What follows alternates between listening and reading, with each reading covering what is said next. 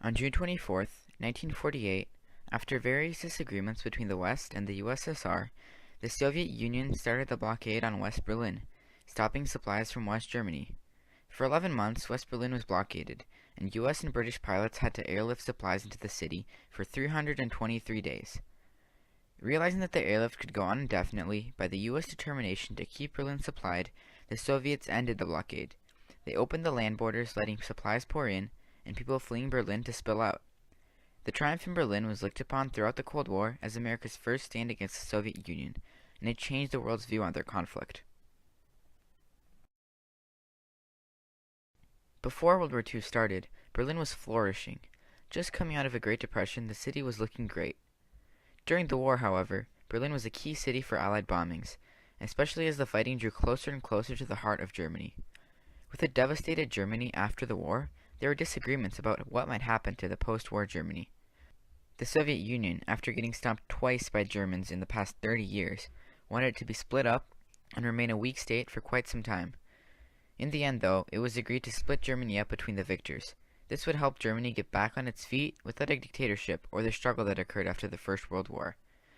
Relations with the Soviet Union seemed to be going well, with Truman stating in a letter to his wife just after meeting Stalin, "I like Stalin.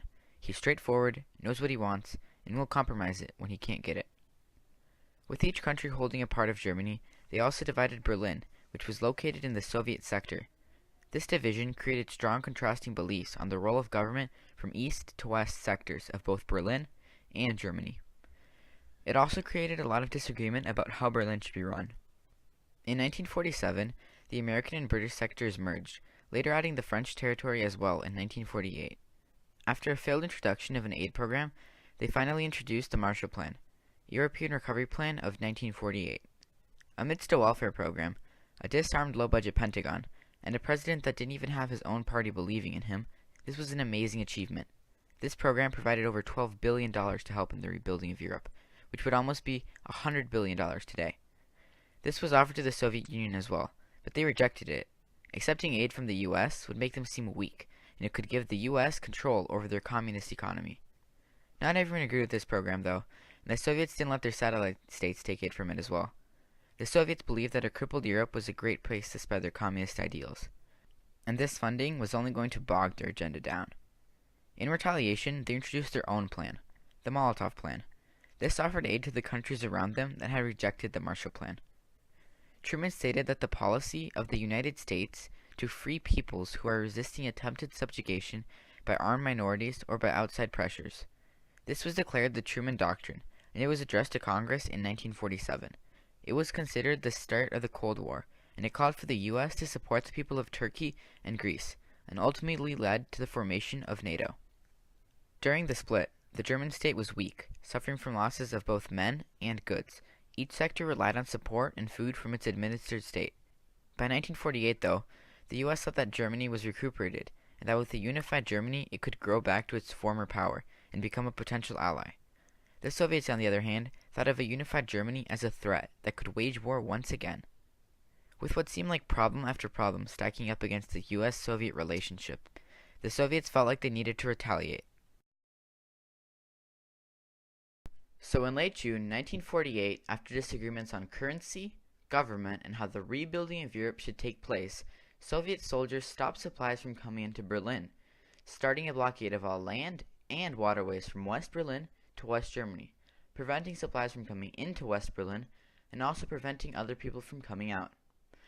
After this came into effect, the U.S. Department of State and the national military establishment considered a few actions. Withdrawing from Berlin, remaining in Berlin, and maintaining a firm stand until a decision were made were all considered. After a lot of disagreement, it was decided to stay in Berlin for as long as possible, starting an airlift to supply the city. Not only would this be a stance against the USSR, it would also be really good propaganda. If anything was to happen, the US decided it would have the world's eyes on Berlin. This decision, although it was risky, was backed based on the communications between the Soviets and the Americans. It was agreed that there would be free and unrestricted use of the established corridors. While this was true, there were certain restrictions that the Soviet Union claimed to be an internal matter, which concerned the occupations authorities of the Soviet zone. The first couple weeks of the airlift was a mess, with only a couple planes airlifting supplies into the city. General William H. Tunner was appointed to organize the airlift, and with his experience in the hump operation in the Himalayas, he was also very useful. He organized everything, with planes in groups of 5, with each plane being at different elevations and 3 minutes apart. Between the groups of planes there were 15 minutes. This tight schedule only allowed for each plane to attempt landing once, and if they messed up, it was back to the base. Tunner also organized that the planes would come in from 2 different directions, one from the north and one from the south, and the planes exiting from the middle. At the beginning of the airlift, the Germans were skeptical about the American motives, but they desperately needed their help. This message was very well conveyed in a speech at the West Berlin Hall by Mayor Ernst Reuter as a plea for the Allies' continual help. Ihr Völker der Welt, ihr Völker in Amerika, in England, in Frankreich, schaut auf diese Stadt und erkennt, dass ihr diese Stadt und dieses Volk nicht preisgeben dürft, nicht preisgeben könnt. Throughout the fall and early winter, the Allies were barely meeting the demand for supplies in Berlin. But finally, on Easter of that year, after maintaining and exceeding demand for supplies, the Allies managed to run a total of 1,383 flights, in which 12,941 tons of supplies were transported. This was over 3 times the amount necessary to keep Berlin supplied. By the 12th of May, 1949, the blockade ended, with the Allies evading the blockade and keeping Berlin supplied for 323 days, without firing a single shot.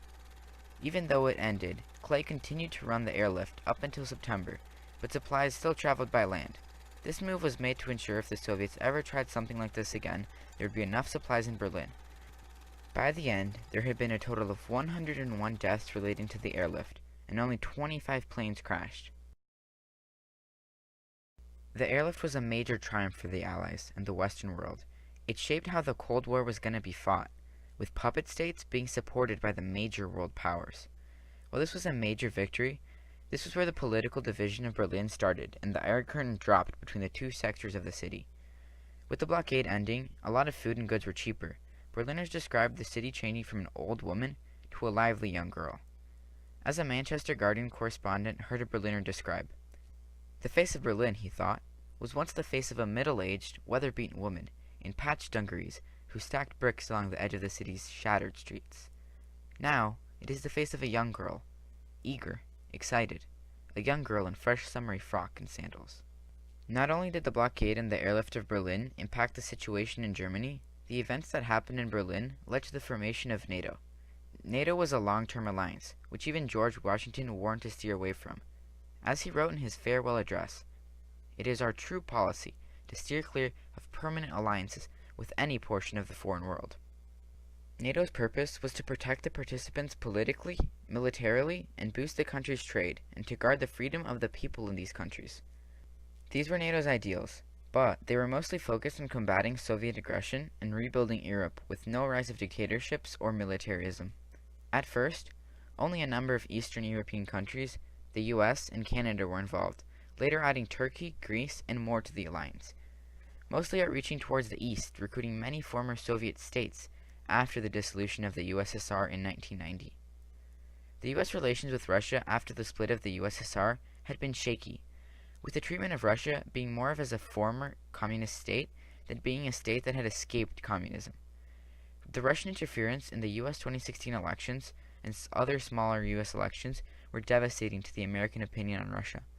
Combined with the situation in Syria, North Korea, and the Ukrainian relations, it has made trusting the Russians harder than ever.